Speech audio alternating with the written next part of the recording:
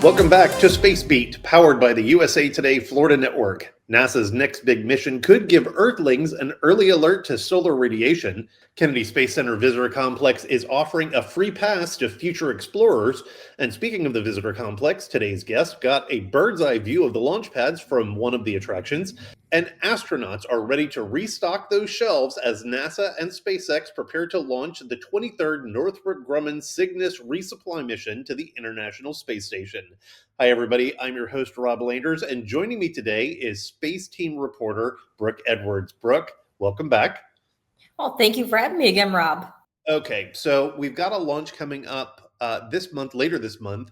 It is the IMAP mission, which I believe that craft is being put together or is being tweaked at a lab in Titusville right now. Let's talk about this mission. What's it going to do? What's the benefit of IMAP? So, to put simply, IMAP is going to be looking at solar wind, or what we most commonly call it space weather, which can surprisingly have an impact on Earth, which can impact not only our satellites, but our astronauts in orbit, but also our communications when it comes to airlines, and also even more severely our power grids. And this mission is also going to be looking at the extent of the heliosphere, which is formed by solar wind. And that solar wind, it's a vast bubble that extends out way past our solar system. And IMAP's going to be looking exactly at where this ends. And to be doing all this groundbreaking science, IMAP's going to be collecting the data using 10 sophisticated instruments on board. And it's going to be these instruments are a collaboration of 25 international partners. And it will take IMAP 108 days to travel to the Earth's Sun L1 point, which, to put really simply, it's going to be orbiting the sun alongside the Earth. So there's really not going to be much of a delay for the communication that will enable the researchers on the ground get their data more quickly. So let's talk about this for a second. Okay, so the heliosphere. So space geeks like me first heard about the heliosphere. Not real space geeks, but the novice space geeks first heard about the heliosphere because of the Voyager probes. Like that is the last spot that the Voyager probes go through to get out of the solar system and out into interstellar space. We've heard a lot about it over the past couple of years because that's where those craft are or have been. Okay, so it's interesting that it's going to be studying that as well as those blasts that are coming out of the sun that affect. I mean, those things affect like your cell phone and GPS and all of that stuff, right? They very much could if the solar wind would happen to impact the satellite more severely enough. Gotcha. Okay. So, the Lagrange points. All right. So let's talk about these. So the Lagrange points, because if I'm not mistaken, like the James Webb Space Telescope is at a Lagrange point, right? Like it's at a point in space where it's orbiting along with not just orbiting the Earth and not just it's orbiting the sun like a planet in that same spot. So it's like it's wherever the Earth is, it's kind of in conjunction with the Earth, kind of moving with. It's not orbiting the Earth, it's orbiting the sun in the same point all the time, right? That's exactly correct. So it's orbiting the sun directly alongside the Earth. Very cool. Okay. So this thing is going to be like, spying on the sun. Something explodes out of the sun. It's going to be like, oh, hey, heads up, you're about to lose your GPS, or you're going to have some really, really pretty northern lights. And what's so amazing about IMAP is that the experts are telling me they'll have down to a 30-minute warning with IMAP, which is pretty amazing. To say, hey, there's these particles on the way. What's our warning system now? Like, do we have any warning system now? Like, what is do, our alert time? But from what I hear, it is not totally reliable. But IMAP is pretty much going to be the new revolutionary system. And IMAP is not going to be alone. There's going to be on the mission. It's actually a rideshare mission. So on board is going to be NOAA Swift 01, which is going to also detect space weather.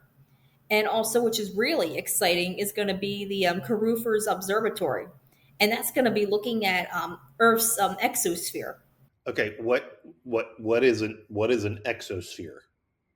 So the exosphere is, to put simply, the furthest layer of Earth's atmosphere. And what's amazing was Dr. Caruther, he sent an experiment with the Apollo 16 mission, which they put the sensor on the moon, which is still there today, and it measured the particles and said, "Oh, hey, Earth's exosphere is actually influential walk towards the moon."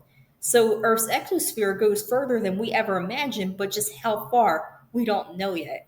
And the Caruthers Observatory could give us answers pretty fast. Interesting. Okay, so I had no idea that our atmosphere reached out that far. Like, it's like tentacles. Okay, all right. So let's shift gears here for a second. So for future space geeks like me, Kennedy Space Center has a plan through the rest of the month for kids 3 to 11. Right? Let's talk about that for a second. Yeah. So with any paying adult, kids ages 3 through 11 can attend Kennedy Space Center for free. So all they need is a paying adult, and future explorers ages 3 through 11 years old are welcome free to explore Kennedy Space Center Visitor Complex. That's pretty cool. All right, so you get to ride the shuttle launch experience, check out Atlantis, and then you can also do the cool bus tour that you recently got to do. So let's talk about the gantry at Launch Complex 39. So what's pretty amazing is Kennedy Space Center Visitor Complex. There was this old gantry platform, and what they recently did was they renovated it into this super cool exhibit where not only is it interactive and it has this you've probably seen the videos, it has this rocket engine that will spray steam onto visitors who stand underneath. But as you look around, you have this bird's eye view of not only pad 39A, which is just a mile away directly ahead, but you got a view of ULA's launch pad and also of pad 40, where all better known for where all the Starlink launches go off of. Very cool. Very cool. Okay, and then the last thing that we wanted to talk about is this upcoming resupply mission. So we were actually talking about this before we got started today. 23 Cygnus missions. That's. I mean, how many have? So SpaceX has flown 33. SpaceX up to 33. Dragon. Right. So SpaceX is 10 up on Northrop Grumman. But I mean, SpaceX is still launching this one, right? They are. So this one is launching on a SpaceX Falcon 9, but the spacecraft itself is by Northrop Grumman. It's called the Cygnus. And this one is going to be actually their latest model called the Cygnus XL, which is boasting better power, solar arrays, and more capacity overall. Okay, so do we know of any kind of fun stuff that's on board this cargo ship? We don't know like food and everything just yet. NASA's been limited on the details. But so far, we know that there's going to be 11,000 pounds of food, equipment, and experiments on board. And some of the experiments are going to be looking into semiconductors and also decreasing harmful bacteria using UV light, managing fuel pressure, and also how microgravity can impact drug formation. Okay, so good to know that we're still using the International Space Station for real science stuff, and not just keeping people manned on an outpost in space. Um, but okay, so how often do we launch resupply missions like this? It seems like at least every 6 months so far. I know SpaceX just Okay, had, it really depends, but SpaceX just had one, if you recall, not too long ago. So a few weeks ago now. okay, so 11,000 pounds of food. If you figure it's 6 months, 11,000 pounds of food, so about 1,000 pounds of food for the next month and a half, and then the other 10,000 is for Thanksgiving. That could be about right. For what I've seen, they have some really nice celebrations on the ISS. Brooke, thank you so much for everything that you do. I know that these launches are, our old school space team used to call them weekend and holiday killers because, like this week, we've had rain twice, scrub a launch, and we're now planning a launch this afternoon. And it's supposed to rain all week, so we'll see if this launch goes off or not. But thank you, and Rick and Eric, for everything that you guys do to cover space for us so that we can actually put together this show for our viewers. So thank you for joining me today. Thank you for having me. Well, that's it for another edition of Space Beat. Remember to click the like and subscribe button so that you never miss an episode of Space Beat or one of our space videos. That's it for this week. We'll see you next time.